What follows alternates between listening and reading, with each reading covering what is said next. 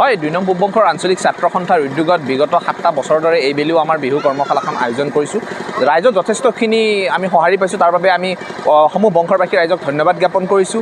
আৰু এটা কথা, আমি বিগত বৰ্ষৰ যি ধৰণে ৰাইজে আমাক সহায় কৰিছে তাৰ কাৰণে বিগত বৰ্ষত আৰু এইবেলি আমি ২ নং পূব বংশৰ আঞ্চলিক ছাত্ৰ সন্থাৰ তৰফৰ পৰা যি বিহু কৰ্মশালা আয়োজন কৰোঁ, সেই বিহু কৰ্মশালাৰ ভৰ্তি মাচুল সম্পূৰ্ণ বিনামূলীয়া কৰিছোঁ।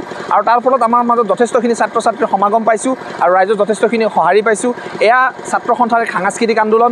এই ছাত্ৰ সন্থাই অসমৰ সংস্কৃতিক বচোৱাৰ স্বাৰ্থত এই আন্দোলন হাতত তুলি লৈছোঁ। আৰু আগন্তুক সময়ছোৱাত আমি এনেকৈ ৰাইজৰ মাজত ৰাইজে যদি আমাক এনেকুৱা সহায় সহযোগিতা কৰি থাকে, তেন্তে হ'লে আমি এনেকুৱা অনুষ্ঠান এটা চলাই নিয়াত যথেষ্টখিনি সঁহাৰি পাম।